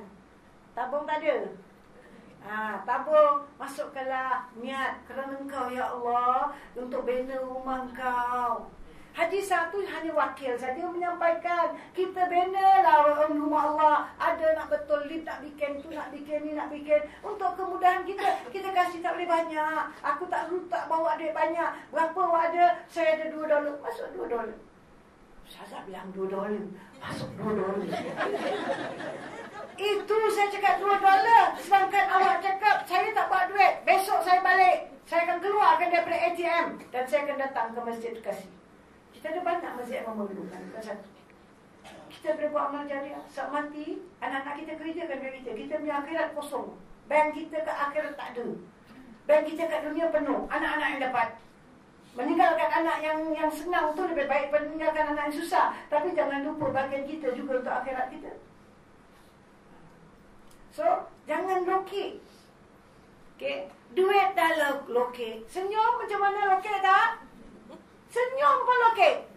Ni di akhir zaman. Senyum pun lokek. Awak perempuan. Kita perempuan, dia perempuan. Kita tengok dia, kita senyum. Dia tengok kita, dia pusing muka. Padahal ini muka perempuan pakai tudung lah. Okay? Takkanlah aku senyum kau tak boleh balas senyum. Nak balas senyum pun pelokek. Ya Allah. Okay? Nak cakap dengan orang terima kasih pun pelokek. Mak kita kasih kepada mak, terima kasih mak, masak kalau yang saya suka. Nak cakap itu tak, makan, tak pernah terima kasih.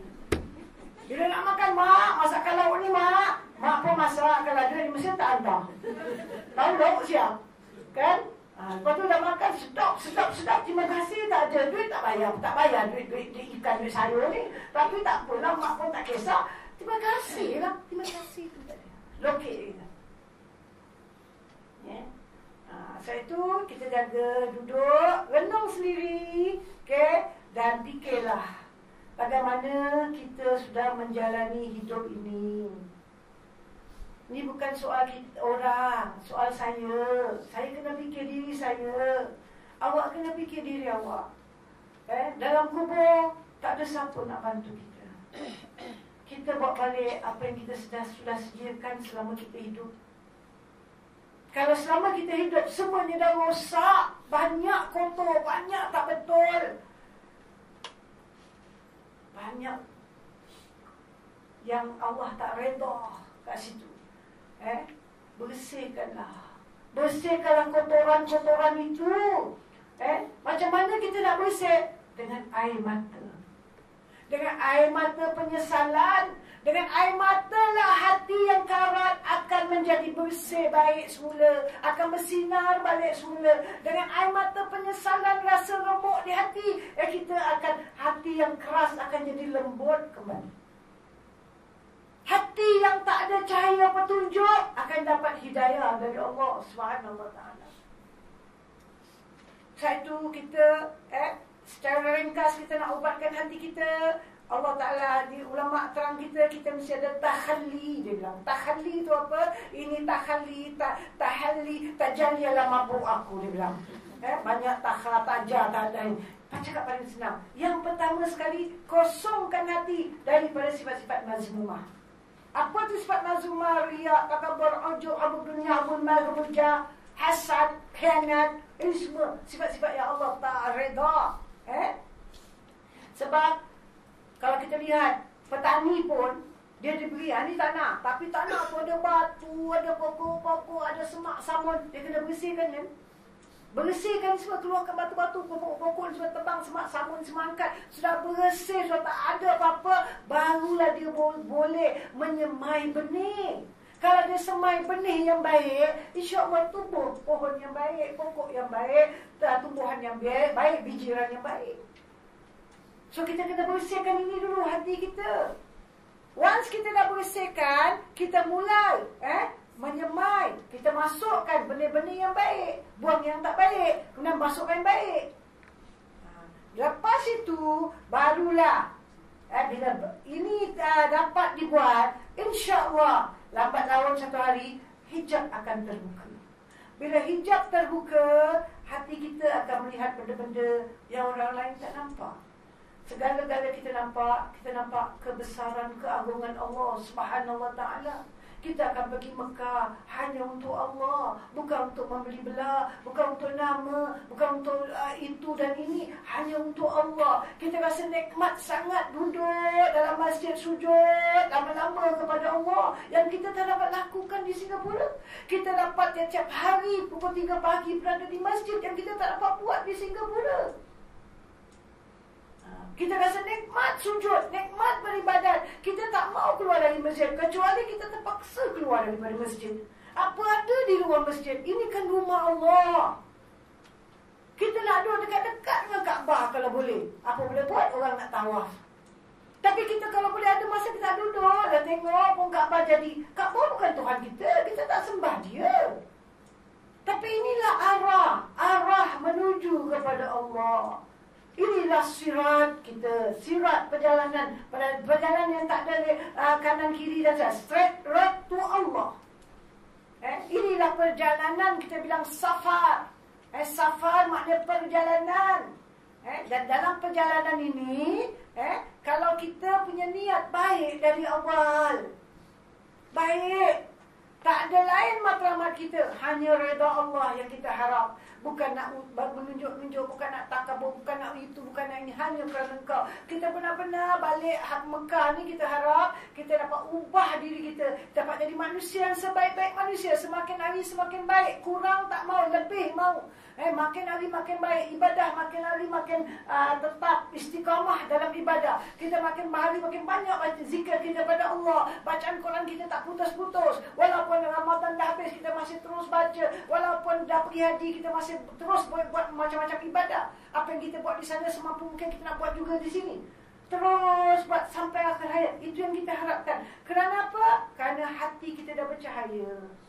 Bila hati kita bercahaya, barulah kita buat sesuatu, kita nampak keagungan, kebesaran Allah. Dan kita akan rasa, aku hidup, benar-benar hidup. Inna salati wa nusuki wa mahyaya wa mamati lillahi rabbil alamin. La syarika lahu wa bidzalika umirtu wa ana minal muslimin. Sesungguhnya salatku, ibadatku, hidupku, matiku hanya untuk Tuhan sekalian alam. Tak ada syirik, tak ada sekutu baginya. Demikianlah aku diperintahkan. Dan aku bukan orang musyrik. Aku orang yang beriman, aku orang Islam. Aku wa anna awwalul muslimin, tu asalnya. Apa mana wa anna awwalul muslimin? Akulah orang pertama Islam. Apa maksud pertama? Aku adalah orang yang sebaik-baik Islam. Apa makna Islam? Tunduk, patuh kepada Allah.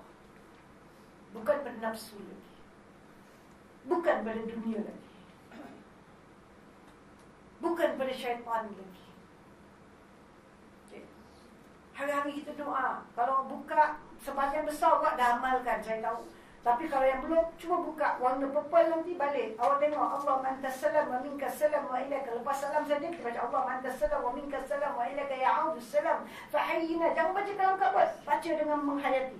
Fahayyina rabbana bisalam wa dakhalna jannata daras salam. Tabarakta rabbana wa ta'alaita ya zal jalali wal ikram. Allahumma la mani'a lima a'taita wa la mu'tiya lima mana'ta wa la radda lima qadaita wa la yanfa'u zal jaddi minkal jadd.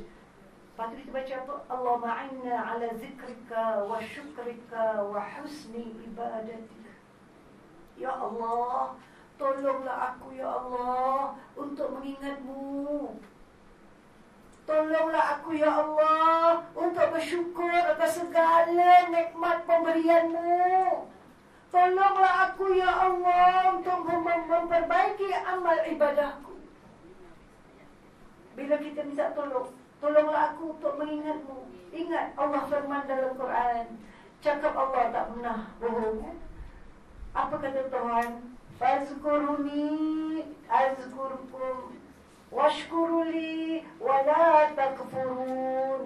Ingatlah kepada aku akan ingatkan kau. Kita nak pergi Mekah, kita nak ingat Allah sebanyak-banyaknya. Sebanyak-banyaknya. Sebelum kita pergi hari-hari zikir, hari-hari doa, hari-hari minta. Allah kata, "Adani astajib lakum." Mintalah, aku akan beri. Ingatlah kepada aku ingat kepada kau. Kita pergi, tinggalkan keluarga, tinggalkan segala-galanya. Kita pergi ke sana, kita tawakal di dalam himpunan jutaan orang. Kita seorang diri berkali tawaf, keluarga kita tersisih, kumpulan kita seorang. Tapi kerana kita selalu ingat Allah, Allah ingat kita, Allah selamatkan kita tawaf. Kita tak jatuh, kita tak sesat. Jatuh juga ustazah, tapi ada orang angkat. Orang ke? Mungkin. Malaikat ke? Wallahualam. Pasal kita ingat Allah. Jangan tawaf, tengah-tengah tawaf, handphone, kering-kering angkat. Aku tengah tawaf lah. Inilah orang-orang yang rugi. Awak kan lihat. Bukan satu, banyak sangat. Sambil tawaf, sambil bawa telefon. Okay? Telefon berbunyi. Tengah tawaf, tengah sa'i, tengah ibadat, tengah solat. Awak boleh ke tengok telefon? Cuba tanya. Tak boleh kan? Macam mana orang boleh tawaf sambil berjawab telefon? So Allah pelihara kita tawaf dengan aman, dengan ingat Allah, tak ingat keluarga, tak ingat harta, tak ingat nama, tak ingat saham, tak ingat kereta, tak ingat, semua tak ingat. Ingat, ya Allah, tolonglah aku, ya Allah, rahmati aku, ya Allah, kasihani aku lah, ya Allah. Engkau sajalah yang dapat membantu kehidupan ni. Selama ni Kau yang telah beri aku rezeki, janganlah Kau putuskan aku daripada mendapat rezeki yang halal. Minta rezeki halal. Jangan rezeki aja. Haram pun rezeki. Betul tak? Rezeki yang halal, yang baik. So Allah kata, kau ingat aku ingat kau. Okay? Kita nak pergi melontar, ya Allah, macam banyaknya orang. Nak lontar ke sapu punya kepala. Tak nak. Tak boleh. Lontar kepala orang tak sah. Ingat kemarin saya dah terangkan, mungkin ada orang baru lagi, dia tak faham. Tiang tu, awak bila melontar, batu awak kena tiang tak pakai. Kena tiang tak sah. Tak boleh kena tiang. Batu tu masuk ke lubang, bukan lempar ke tiang. Tiang tu buat apa? Dia punya tanda yang batu tu, itu sebagai tanda daripada jauh tahu kat mana tempat melontar. Sini kawasan melontar. Tapi bukan lontar kat tiang. Lontar kat lubang. Kena tiang tak pakai. 10 batu lontar kat tiang, 10 tak pakai. Mesti masuk lubang. Direct outlet lontar, zoom masuk lubang. Okay. So kita kena whatever kita buat, macam banyak orang tengah nak lontar, macam mana kita nak melontar? Sekarang berapa ni senang nak melontar tau. Ini tempat melontar. Okay? Awak boleh datang dari sini, lontar, then go.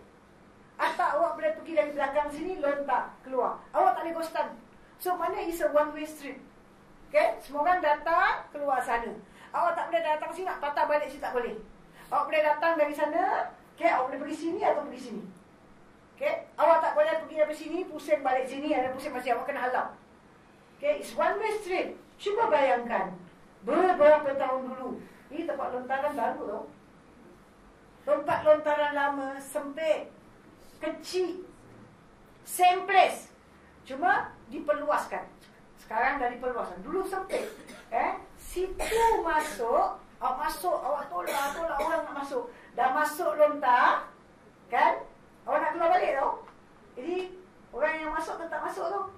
Orang nak keluar tetap keluar. Rempur tak? Yang kena lanya tu sikit saja. Yang selamat banyak tak? Banyak tak? Cuma balik tanya mak-mak kita ke nenek-nenek kita, siapa-siapalah orang lama-lama yang dah pergi haji dulu, macam mana mereka? Selamat tak? Selamat. InsyaAllah janji fazkuruni azkurukum. Ingatlah kepada aku akan ingat kau. Kau ingat awak minta Allahu Akbar, Allahu Akbar, awak ingat Allah, awak sebut nama Allah. Nak keluar ni macam mana? Allah kuatkan. Kita tak nampak, tapi orang ni selamat keluar kan? Terjatuh. Jatuh kat tempat sa'i. Tapi selamat tak? Ada orang tarik, buat naik. Ada orang angkat, buat naik. Subhanallah. Allah ni janji tak pernah bohong. Satu doa baik-banyak, zikir baik-banyak, minta baik-banyak. Hati kita mesti benar-benar bersih kepada Allah. Okay? Washkuruli wala takfurun. Syukurlah nikmat aku. Jangan kufur. Pergi Mekah, jangan banyak komplain. Orang sekarang terlalu moden, terlalu barangkali very intelligent. Dia punya intellect very good barangkali. So everything dia boleh komplain. Kita boleh komplain kat sana, masuk khabar, masuk kat sana, masuk kat sini, masuk kat sini. Awak tak perasan. Awak jatuh di sisi Allah. Sebab Allah uji awak, Allah uji kita kat Mekah. Okay. Dapat share, kita dah bayar, dah apa. Patut share ni jaga kita dengan sempurna. Tapi dia tak jaga betul. Dia kasih makan tak betul. Dia punya makanan semua, dia punya air je hari-hari makan. And then kita tak dapat air tu, tak dapat ini, tak dapat ini. Allah uji kita. Kita selalu baca ayat apa dalam Al-Quran? Suatu muluk kita baca kan? Tabarakallazi biyadil mulk wa huwa ala kulli syai'in qadir. Ada tak? Allazi khalaqal mauta wal hayata liyabluwakum ayyukum ahsanu amala. Apa maksud wahwal azizul ghafur? Maha suci Allah yang di tangannya lah segala kerajaan dan dia berkuasa atas segala sesuatu. Allazi khalaqal mauta wal hayata, dan dialah yang menciptakan maut, kematian dan kehidupan. Liyabluwakum, supaya dia menguji kamu. Siapa di antara kamu ahsanu amala, yang paling baik amalannya? Awak kata amalan awak baik, awak kata amalan awak baik, tapi Allah uji kita. So kita pergi Mekah ni bukan tempat balasan, tempat ujian. Saya dah 10 kali pergi Mekah, sekali pun tak pernah batu. Awak tak dapat ujian. Jangan takabur. Seorang ni batuk. Dia ni kalau batuk, ya Allah, malam tak boleh tidur kau. Allah uji kita dengan bunyi batuk dia. Allah uji dia dengan batuk tu yang menyusahkan dia dan nak tidur. Kan? Jadi bila awak dengar orang batuk dalam bilik, awak mengamuk, naik berang, asyik batuk, kita nak tidur pun tak boleh. Allah nak uji kita, kita tak sabar. Orang beriman, bila dia dapat nikmat, apa saja nikmat, kecil sekalipun, Alhamdulillah. Alhamdulillah. Besar jangan cakap dia punya Alhamdulillah. Kecil punya nikmat. Okay? Pakai contoh tadi saya bilang senyum kan. Dia tengok orang tu, selama dia tengok aku tak pernah nak tengok aku, tak nak senyum pun. Kenyang kita tengok dia, dia pun dah ada kat kelas ustazah pula cakap perkara tu. Lepas tu kita tengok dia pun senyum. Alhamdulillah. Alhamdulillah lah dia senyum. Allah, dia senyum pula nak Alhamdulillah. Yelah nikmat kan. Selama ni dia tak nak senyum dengan kita. Subhanallah kan. So dia senyum kita, Alhamdulillah. Kalau dia dapat musibah, walau sikit, yang menyusahkan hati dia, yang tak menyenangkan hati dia, yang menyedihkan dia, yang bikin dia pressure sangat, inna lillahi wa inna ilaihi raji'un. Bukan pasal orang mati.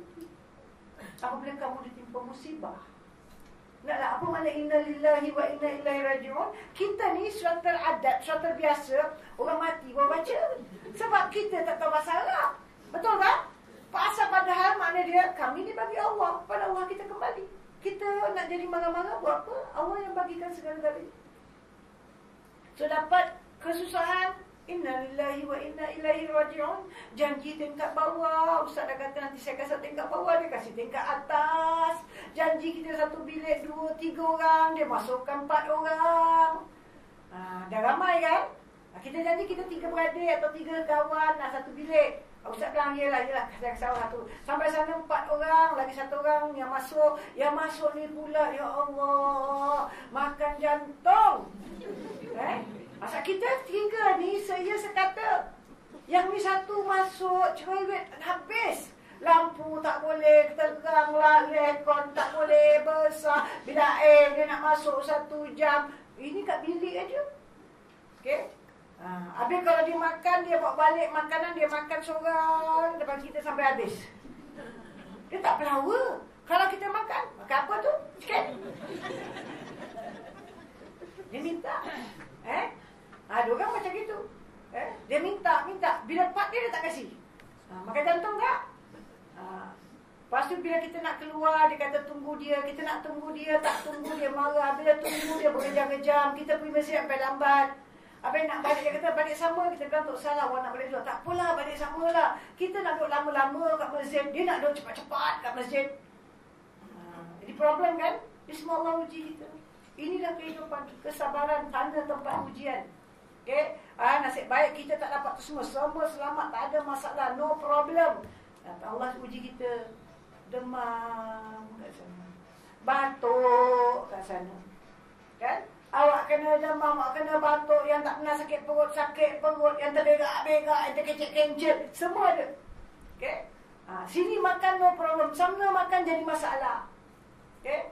Satu saya nasihatkanlah, siapa tak biasa minum susu onta, kau nak cuba-cuba sikit-sikit dulu ya.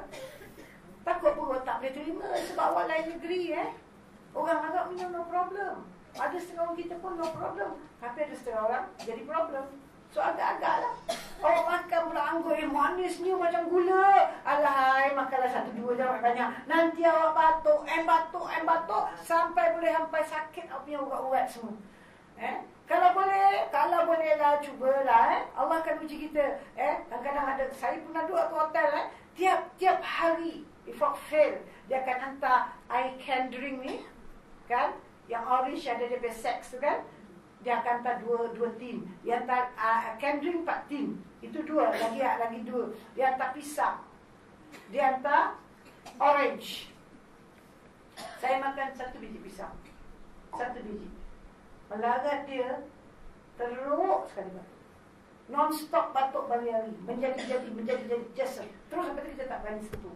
Kalau pergi Mekah, kita tak akan makan orange, kita tak akan makan pisang, kita tak akan makan air tin. Bukan pasal apa. Kita bukan takut ujian Allah. Kadang-kadang kita rasalah kerdilnya kita tak larat. Kalau dah sakit tak dapat nak buat ibadat. Faham tak? Kalau kita dah sakit, kita akan banyak ujian. Sebab kadang-kadang kita di sana, kita dengan tak perasan atau perasan kerana terlampau penat. Kita terlampau penat, ada masa. Okay? Bila awak terlampau penat, ingat, kadang-kadang mudah marah. So, kena jagalah diri awak. Atau awak dah sakit, bila awak sakit, awak jadi sensitif. Dan bila sakit, kadang minta perhatian, minta kasih sayang, sedih, selemah. Dan kalau orang semua pergi masjid, tinggalkan awak seorang-seorang kat bilik, sedihnya. Kita seorang-seorang, bila orang tak balik-balik, pergi asal sampai dah pukul 9 malam, aku seorang-seorang kat bilik. Alahai, sedih.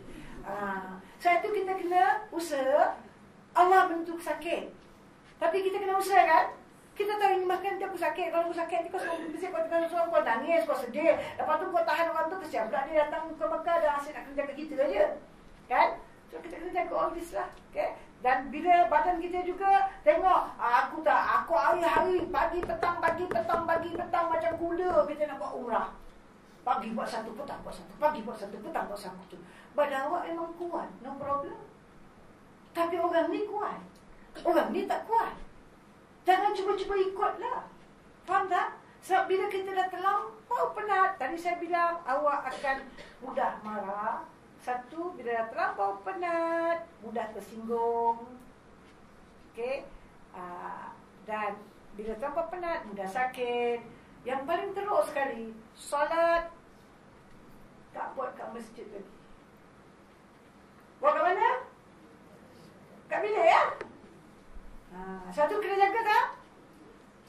Sesuatu kita dah bersini sekarang, niat kita mesti betul. Aku pergikan engkau ya Allah. Aku tak nak menyusahkan siapa-siapa. Dan mudah-mudahan aku dapat menolong orang ramai. Menolong orang, bukan orang mesti nak tolong kita.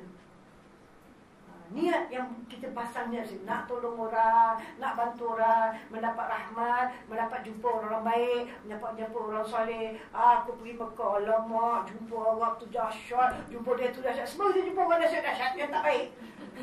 Sebab kita asyik kita tak pernah minta kan.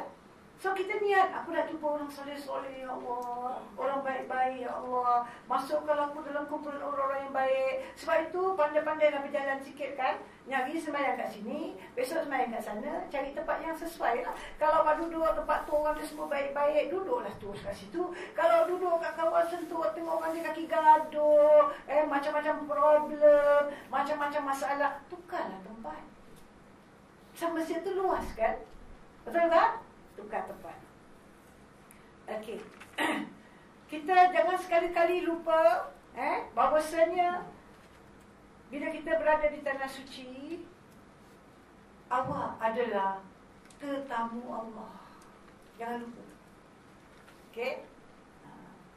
Al-Hujjaj wal Ummah Rafdullah, tamu Allah. Kalau satu orang datang rumah kita, dia tamu kan? Kalau tamu, ada peraturan tak? Saya datang rumah awak. Habis awak kata, Ustazah duduk saya pergi bikin air sekejap. Saya pun terus rasa belakang sakit. Masuk bilik awak, naik kat katil awak, suruh baring. Bagus tak? Bermakna awak tak beri, bukan beradab macam tamu lah kan? Ini macam biadab lah kan? Aku pertama kali datang naik katil orang. Atau awak duduk masuk je orang tu fikir ayah, buka TV dia, tekan channel-channel dia, buka kipas dia, tengok kat bawah magazine keluarkan, ke album keluarkan. Orang tu kasih tak. Habis dia taruh kat bawah tu untuk kita tengok. Bukan untuk awak tengok, dia taruh, dia nak tengok. Anak dia nak tengok. Kita orang datang. Dia tak ada pada buka mana magazine tentang orang punya buku-buku. Itu tamu. Sekarang kita ni tamu Allah. So, bila kita pergi ke sana, setiap perkataan, setiap perbuatan, setiap pergerakan, setiap tingkah laku kita dalam pemerhatian Allah. Jagalah akhlak. Okay? Jaga akhlak dari awal sampai akhir. Mudah-mudahan dengan doa terus, kita tidak saja berakhlak baik, berakhlak mulia semasa kita berada di Mekah, tetapi berakhlak baik dan berakhlak mulia sampai akhir hayat. Bangun ke berapa?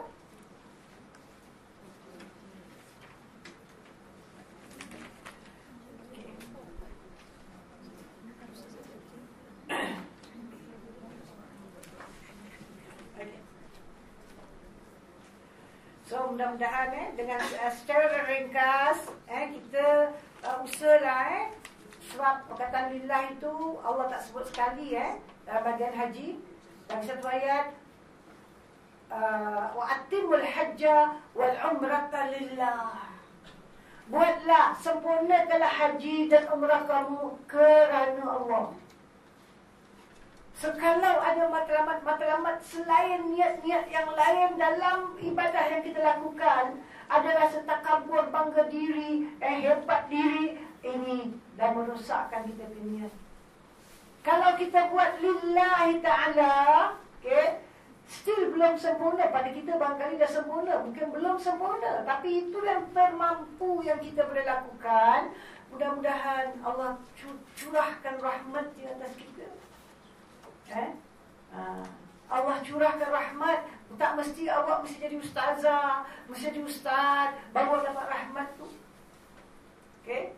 Bila Allah curahkan kita rahmat, Allah temukan kita dengan orang-orang soleh di sana. Awak duduk, orang yang kuat ibadat. Awak tengok orang tu baring saja. Sekali dia bangun, dia terus pegang kepala awak, dia doakan awak. Mungkin awak dapat itu rahmat. Kadang-kadang kita tak dapat dengan sebab kita sendiri tahu, tapi ada orang-orang soleh tolong doakan kita. Satu, bila kita berada di Mekah, kita ingat dalam kota Mekah dan kota Madinah banyak wali-wali Allah yang kita tak kenal. Jangan sekali-kali awak pandang satu orang tu rendah, hina, kotor, okay? Hodoh. Jangan. Okay? Mungkin dia lebih baik daripada kita.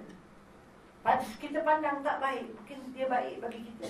Kalau ada kesilapan, terang kesilapan, kita boleh tegur, kita tegur dengan baik. Jangan tegur dengan angkuh.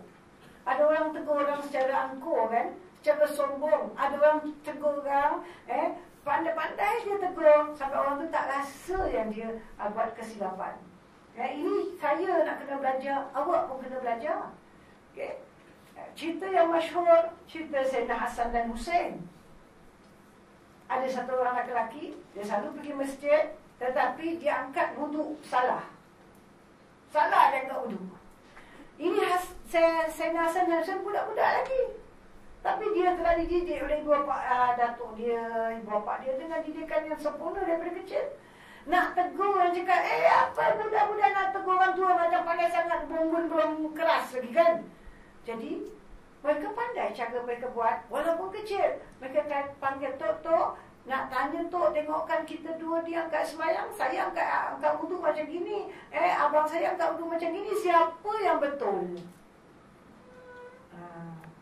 Jadi bila ditegurkan begitu, dia nampak kesilapan dia. Bila dia nampak kesilapan dia, dia ubah. Itu kita bercara lah. Kadang-kadang kita boleh tegur direct, kadang-kadang kita tak boleh tegur direct. Kena buat baik dulu dengan orang tu, lepas tu baru kita tegur. Okay. So bila kita pergi dengan sana dengan niat kita bersih lillahi ta'ala, Allah Ta'ala tahu niat kita, Allah Ta'ala tahu apa dalam hati kita. Hati kita ni boleh jadi hati emas bila kita tidak ada sifat-sifat mazmumah. Okay? Bila kita ada sifat mahmudah, hati kita hati emas, tau?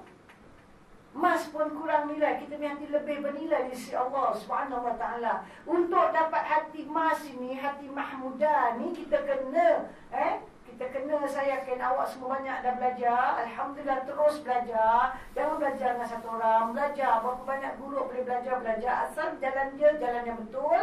Belajar tasawuf, belajar tauhid, belajar fikir. Ini 3 cukup dulu. Fikir, fahamkan tentang syahadah kita. Macam mana kita punya syahadah kepada Allah. Macam mana kita punya solat kepada Allah. Bacaan-bacaan yang kita baca selama ni betul atau tidak? Faham tak kita apa yang kita baca? Bagaimana jari yang kita letak? Makannya begini. Macam mana kita, semua kita belajar. Dan kita belajar bagaimana kita nak jaga kita punya syahadah, kita punya tauhid, kita punya ibadat. Tauhid kita dengan makrifat kita kepada Allah, ibadat kita macam mana kita nak jaga. Kita mungkin jadi orang yang hebat, ilmu banyak, kita boleh mengajar orang, atau kita tak mengajar orang pun orang nampaklah dia ni Cik Kak Fatimah ni bagus, ibadat kuat, maulid mana dia tak ada, zikir mana dia tak ada, itu mana dia tak, semua dia ada. Tapi akhlak dia dengan manusia buruk. Kalau cakap dengan orang tak pernah merendah. Ada orang cakap tak pernah merendah. Ada orang cakap, cara cakap dia tu menunjukkan dia selalu tak bersyukur. Komplain aja. Kalau kita ada mak kita sakit misalnya. Habis cara contoh, mak kita sakit. Awak saya jumpa mak macam mak tu lah belakang sakit. Atau mak sakit dah 2 hari. Atau kalau jumpa kaki sakit, kepala sakit, tengkuk sakit, perut sakit. Komplain dia sakit. Ini orang tak bersyukur tau. Masa dia sihat, dia tak pernah bilang, mak ni hari sihat, kepala bagus, kaki bagus, tak. Bila sakit, komplain. Apa pun komplain. Kalau kita demikian termasuk golongan orang macam gini, kita punya hati tak boleh jadi hati emas. So kita komplain. Everything komplain. Anak pelara, ada orang tua, anak dia pelara, jaga macam mata penuh, komplain, anak tak betul, anak begitu, anak begini. Kadang-kadang ada orang tua cakap, saya boleh cakap dia, saya bilang dengan dia, ingatkanlah ada orang tua, anak dia dah tak ada lagi, anak dia mau tua. Kita, anak kita tidak, kita mengada-ngada pula. Kan? Saya tak pernah bersyukur. Apakah kita termasuk golongan orang yang tak bersyukur? Apa kita dapat, cari cacat dia. Apa kita dapat? Cari masalah pada benda tu. Kita ubah. Okay? Sebab kita tak bolehkan dapat, saya tadi bilang kita mesti kosong hati daripada sifat-sifat tak baik kan. Kita tak boleh hilang ni kalau kita nak usaha. So, kita belajar. Dengan belajar tasawuf. It's important belajar tasawuf. Bukan kita bilang, saya takut sebab sekarang ni banyak macam-macam tarekat ada, ahli sufi ada, dia takut kita termasuk kumpulan sesat. Saya tak suruh masuk kumpulan sesat, saya suruh belajar tasawuf. Belajar tasawuf betul. Belajar tasawuf bukan makna orang mesti orang belum belajar ABC tak belajar, ala-ala nak belajar peringkat tinggi tidak. Belajar di peringkat bawah. Okey. Awak nak berzikir, zikir cara Rasulullah. Jangan zikir merapik-merapik. Okey. Jangan buat syirik. Dengan apa cara sekalipun. Jangan buat syirik. Okey. Macam-macam kita ada kat Singapura. Ada orang dia pergi Mekah, dia nak pergi cari tiang mana nak peluk. Pasal boleh dapat jin toyol. Kan? Ada orang pergi sana, dia kata tak payah kat sana, kat Singapura. Singapura boleh jual. Nak cari belakang Nabi punya nubuah. Dia bilang ada orang nak cari gambar janggut Nabi. Apa pasal ni semua masuk dalam beg keberkahan. Habis rosak iman. Okay. So kita nak supaya kita ni kita faham kita tamu Allah. So kita punya perangai mesti macam tamu Allah. Dan jangan kita ada perasaan-perasaan yang boleh merosakkan. Masukkan sifat mahmudah. Mahmudah, di antara sifat mahmudah, lillahi ta'ala ikhlas. Syukur segala nikmat awak dapat. Satu daripadanya awak orang berdoa, saya bilang dapat pilihan pergi Mekah. Okay? Syukur atas nikmat tu. Dan sampai ingat di sana, semua yang kat sana tu saudara aku. Habis dia masam muka, dah bang dia masam muka, kita jangan masam. Jadi insyaAllah kita berhenti di sini untuk salat asar dan minum air petang. Ada minum air kan? Dan after that kita akan sambung. Ada soalan lagi ke apa, kita akan sambung sikit lagi. Wallah.